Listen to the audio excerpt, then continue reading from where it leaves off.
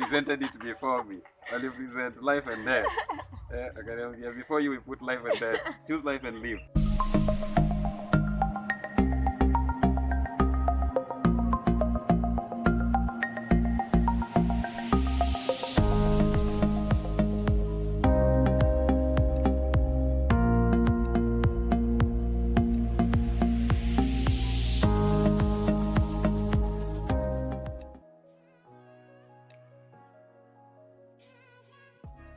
Good morning, how are you? I hope you're well and taking care of yourself.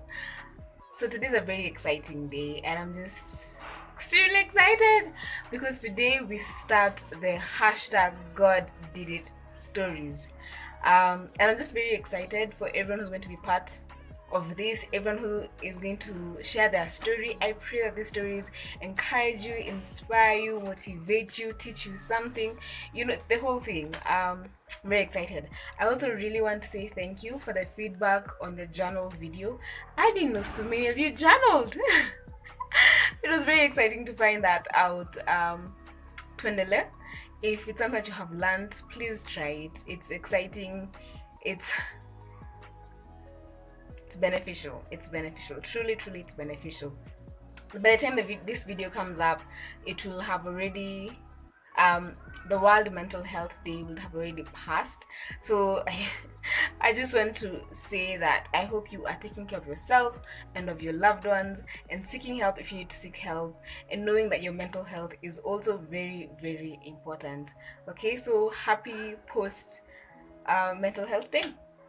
All right, so today we are going to meet up with a very good friend of mine. I'm going to introduce him to you. He's the first I hadn't realized this, but he's the first guy to feature on this channel. Exciting. So see you there. This is a very exciting day because I have a really good friend of mine and we're starting the hashtag God Did It stories series. And I'm so excited that he's the first person we're going to do this with. I think his story is very amazing, interesting. I think you will learn a lot from him. I know I have in my life. Tumekuwa friends for some time, come to think of it. So I can't wait to introduce him to you and for us to be able to do this and for you guys to learn and to grow. I'm here now with my friend. He's Marto. Salimia wasi Marto. Hi everyone. Ndio Marto, ndio mimi.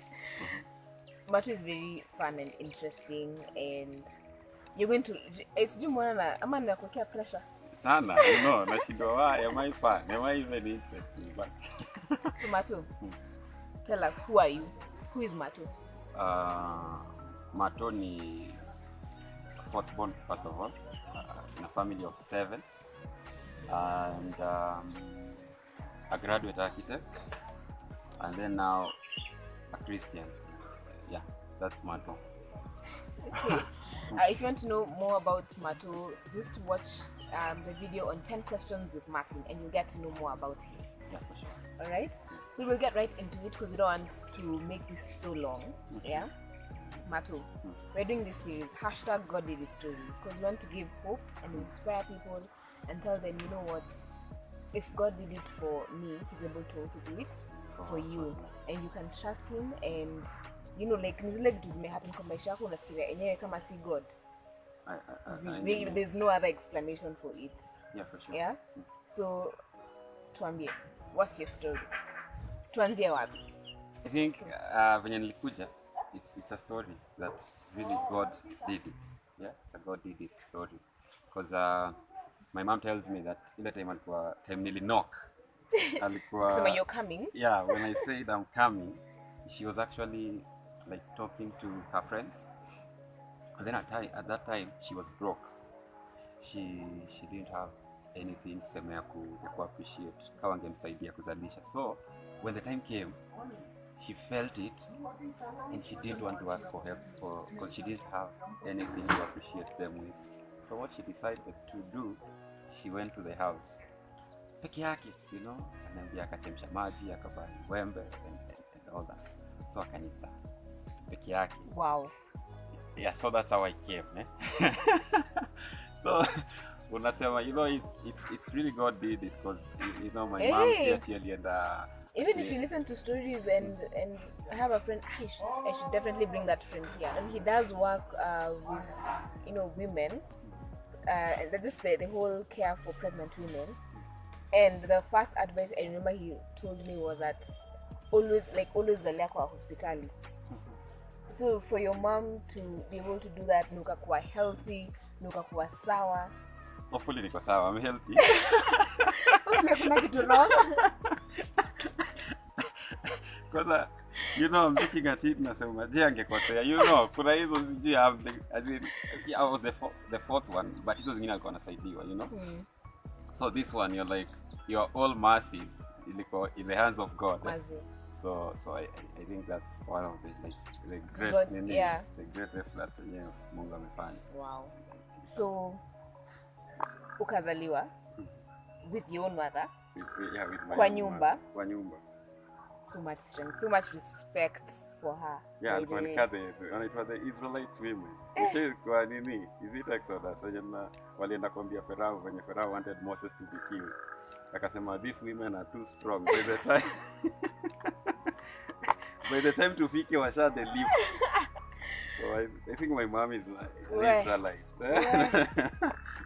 But now let's fast forward. Okay. So that has happened, maisha imeendelea. You know, things are just here, there, could just trying to make ends meet. Yeah. Ukafika class 8. Yeah, nikafika class 8. Ukafanya KCP. Ukafanya KCP. Then what happened? Yeah, so after kufanya KCP, nilipita. Nilipita vizuri, nilipata 289. Nilipita first one, you know, out of 500. So nilifika nusu. Nilikuwa class. So what happens after kupata hii? Let me ask you first. Do you feel if you went to a better school, or if the school that you were in was well equipped, that you perform better? It wasn't about the school. Oh, well, it was your own personal. It really wasn't about the school. It was more about the environment and nimekuwa ndani and everything. Yeah? So it wasn't about the school.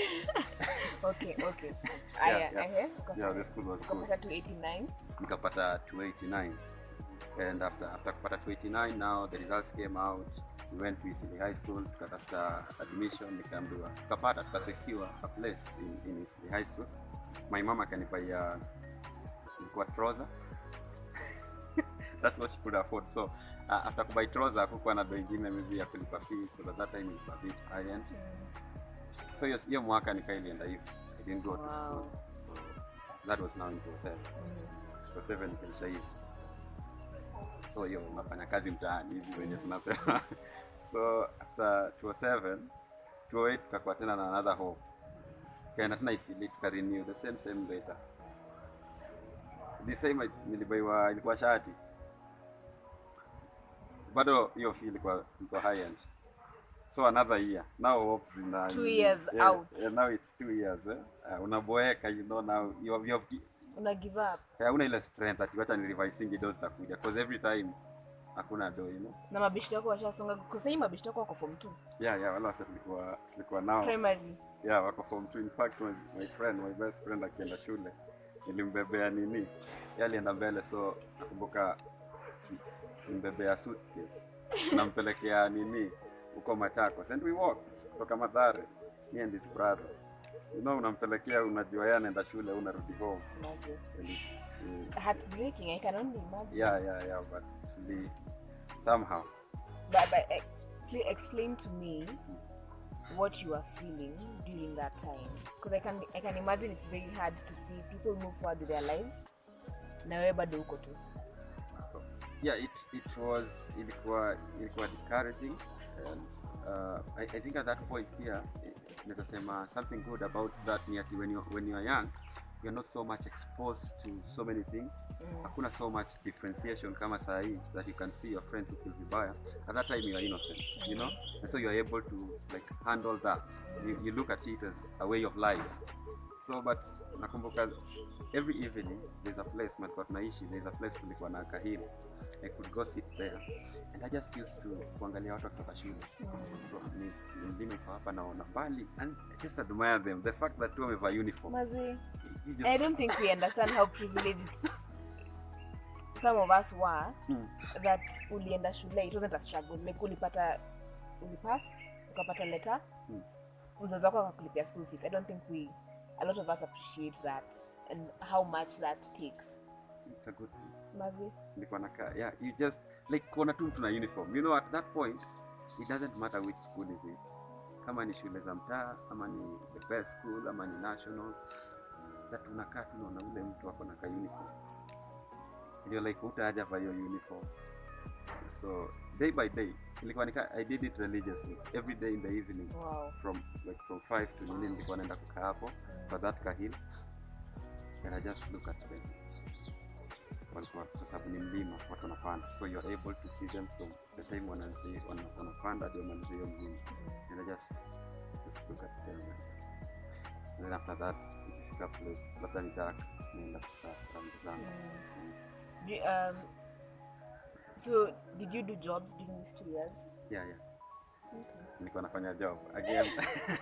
This time I was young, nilikuwa na hizo odd jobs, alafu pia mwili yangu si mwili ya mjengo, you know. Nimejaribu, si ati sijajaribu, hii si mwili ya mjengo. You know, kuna watu like wamepatiwa ya those people who have been given hiyo neema ya mjengo. But the thing is, so I did ile kazi nilikuwa nafanya, nilikuwa shushaina, you know. So like I have skills. Ukinini kiatu nini ukitaka shusha nione. Nilikuwa nafanya shusha na pia nilikuwa nalipisha video. So those are hizo nilikuwa na juggle between the two. Yeah. So asubuhi nilikuwa naamka naenda shusha, unaosha viatu mbili. You know, at that point you're not like serious za kusave. Za kudishi. Unaosha viatu mbili, at that point unaosha 20 bob. Kiatu moja ni 20. Sports shoes ama hizo black. Unaosha moja 20, unapatia mwenye shusha 10, unakula 10. So ukiosha na si ati zinakuja fast. Mnakaa labda 1 hour, 2 hours. So ukiosha viatu mbili unampatia, kuna place kwa tunaingia ilikuwa inaitwa kwa Mkamba. Just like a hotel there. Unaingia unakula hiyo 20 yako, you're full. Unakaa tena unangoja tu viatu tungine. Siku nyingine ukiitiwa job kwa video unaenda unamwangalilia, mtu anakuangalia, and then they're able to appreciate you something at the end of the day. So fast forward to the time now you were able to go to school. How was that like for you? Oh, going back to school. Yeah. Ilikuwa something good. In fact, I was actually it happened aje before that tuende kwa it happened aje. So it happened that my sister alikuwa she got married to someone, and now the husband alikuwa in a place to help the family. So they sat with my sister, waka discuss, and then wakasema okay, tunaweza peleka Martin shule, but let him make the decision, because again ashaka maybe 2 years yeah, unajua to hustle twende. So they presented it before me. Well, you present life and death. Before you we put life and death. Choose life and live. So I chose life and I live, because maybe ningesema I'm too old. Kuna watu wenye mabishi zangu washaenda mbele. Why? So I said wacha niende shule. Hizi shida zenu nimepitia hapa. Na watu wenzenda mjengo. Yeah. Wacha niende shule, because my dad alikuwa anatuambia ukienda shule, you know, it opens your future. Amekuwa na tuimbia hiyo that when you go to school you do well, utapata sponsorship and everything, and you are able to become someone. So I niliona wacha niende shule. So I niende shule. Was that a life-changing moment for you? It was the first steps.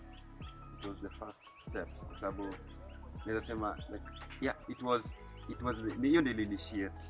Yeah, naweza sema even process. Yeah, it's actually the life changing moment, kwa sababu hizi zingine ni tunapeni daily. So yeah, that was it.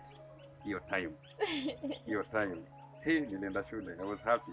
We went to the same school to renew the letter for the third year. Wow. And I think the other thing itusaidia pia tunasema yenyewe shukran to Kibaki na that government. You know, always tunaanga like the government inakuwa na mashida. But you know that time they will introduce free secondary education. Yeah. So kulikuwa na subsidy. Yeah. Yeah, I'm telling you, I'm a beneficiary of these things. Primary nimeenda public school kwa sababu ya free primary education. Nimeenda public school for secondary because of free primary education. And it's just one of the good things that the government do for us. That's why nilikuwa nakwambia in the 10 questions that we can be patriotic and love our country. And love our country. And actually, I think by the time this video is going up, you have watched that video. Tukisema, I wish public schools can be like what way that we invest so much in public schools to improve them, so that if pesa yetu ninapeleka to a private school, invest there so that like it's free. It's free. And other people pia wenye wametoka from zile places wanaweza pata the same privilege. Yes, napata really good quality. Yeah. So I am a beneficiary of free secondary, free primary, free education, primary, free education. Yeah, and even in campus nime study free. Nilikuwa nini? Regular. Mimi Mungu na government wamekushikilia mkono. Wamenishikilia pamoja. So yeah, that's it. So I went after that nikakubalika na kuingia high school. That I joined the high school. School was awesome. First year, Form 1 and Form 2 was a bit. Was my first year. Ni brain imetoka campus juzi, so it's just focusing. So first Form 1 and Form 2, a bit not really doing very well. I was struggling, but I think kitu kingine nasema it's a life-changing moment. It's now in Form 2, my teacher introduced a certain camp, Christian camp, inaitwa KSCF. You know it? Yeah. So, yeah, so wanakonga na certain camp, so my teacher introduced to, and so I went during Form 2, nikaenda huko, and then huko ndio nikapata even like a clear understanding of salvation. And I remember even my best friend is the one who led me to Christ. Oh, my best friend. No way. So I'll explain it. It was just a matter of explanation. Yeah. After we come to it was like the point in life where you had self-discovery. Yeah. From now that moment.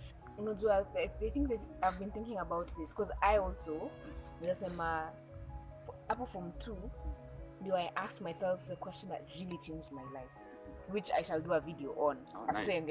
Tunaingoja. But I think there's just so much self-discovery that can happen in high school that if you miss it, it may take you so much time to recover and like be stable in life. Yeah, I also think so. And stability doesn't mean financially or nini, but just like you as a person kujijua. Yeah, for sure. Because even ile ukishajijua ndio unaanza ku attract financial muscles. Yeah, because yeah. So I think that camp ilinisaidia sana. Because again, hiyo camp church yenye nilijoin, because now they introduced me to the other side of God that I didn't know. And now I started seeing that salvation is this awesome. You know, the idea is you have to be attracted to something for you to like it. Ndio pia invest your energy there. Yeah, and your time. Lazima uone ikiwa inavutia. So when I saw that it's really this awesome, I had my interest in it.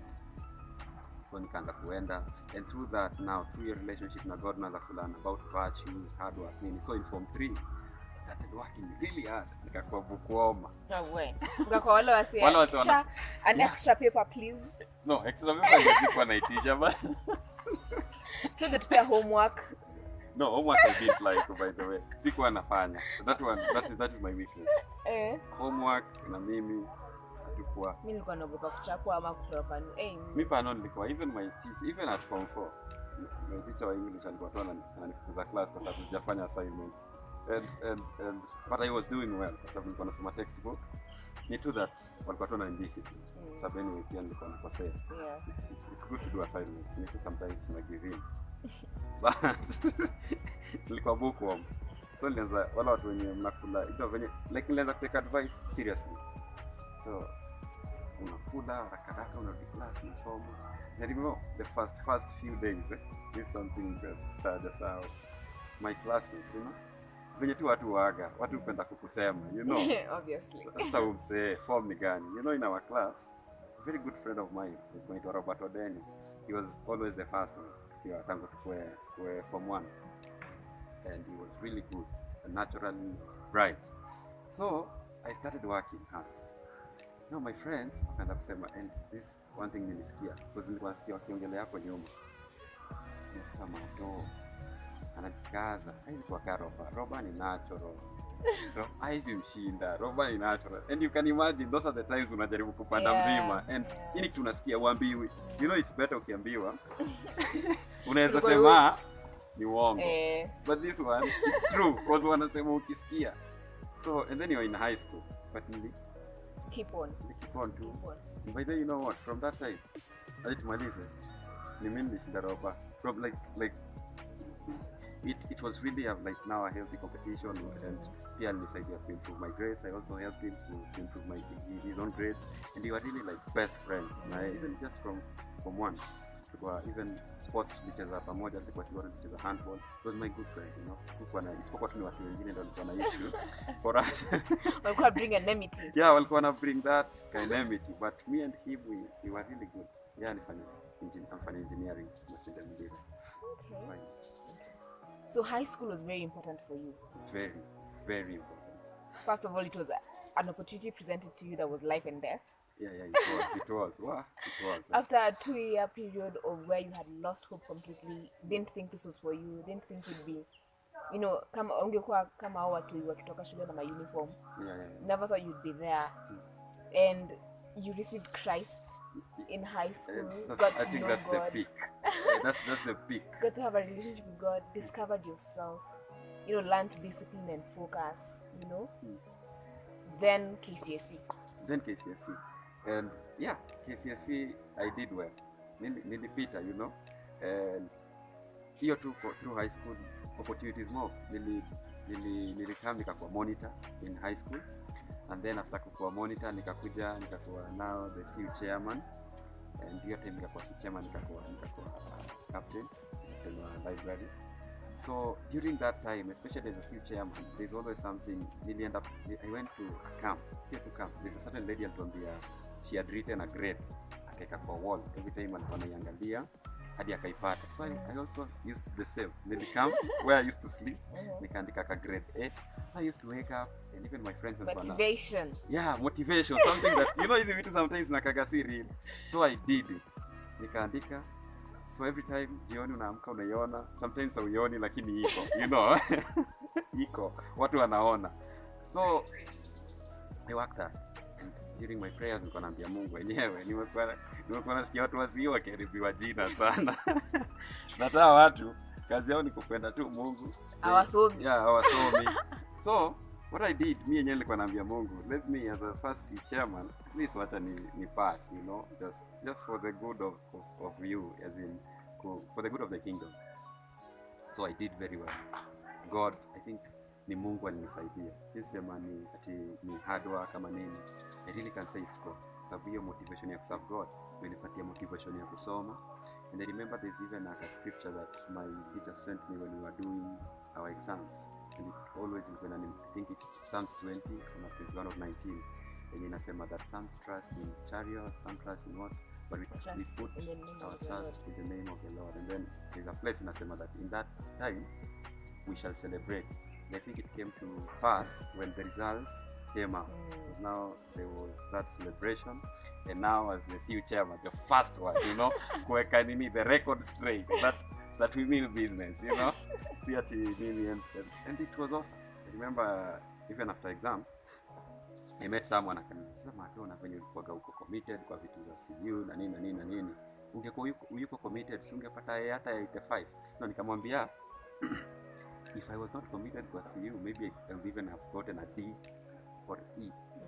It is that, you know, for them they feel like it is that commitment they mekunyima the extra mile. Wow. But for you, you know, it's that commitment they that gave you that even motivation and to do better, to be excellent. Yeah, it's some people are feeling that when you're committed to the things of God, it denies you that place ya kufika, like a better place for society.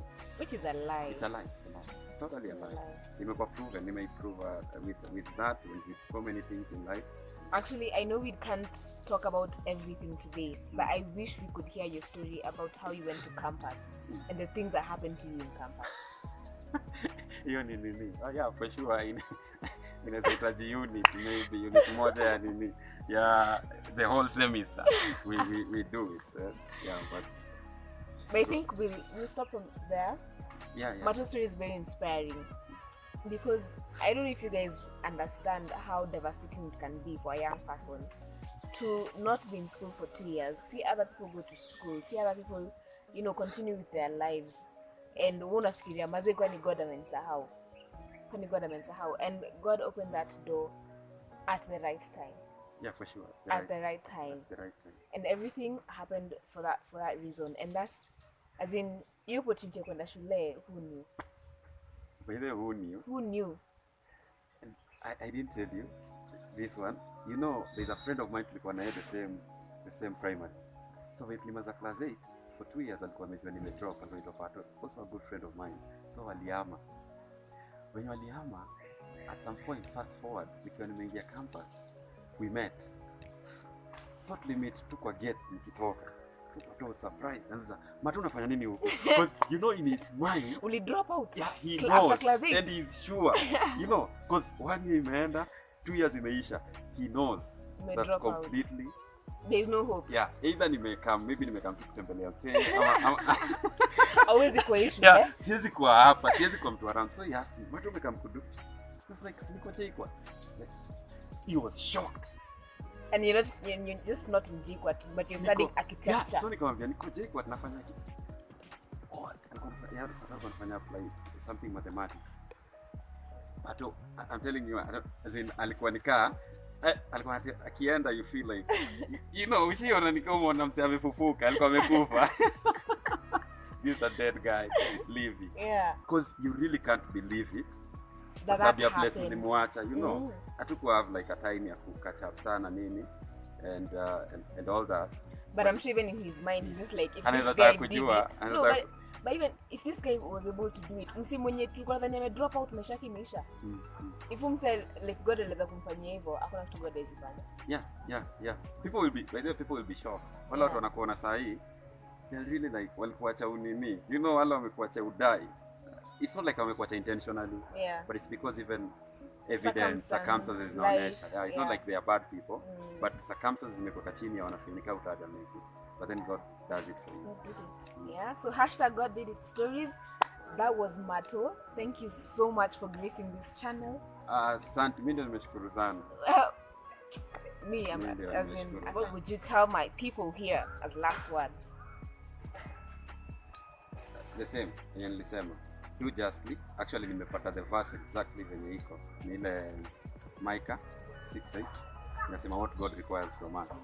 Simple as that. And then nasema that this is what God requires from us. Nasema that we should love mercy, we should do justice, and then walk humbly with Him. So nazambia tu stay home, love mercy, love justice, and then walk humbly with God.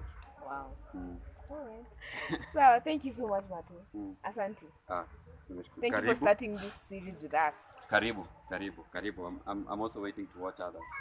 Yeah, venye Mungu amefanyia watu wengine. Yeah. So God bless you guys. Take care of yourselves and bye. Don't forget to subscribe. All right? Ciao.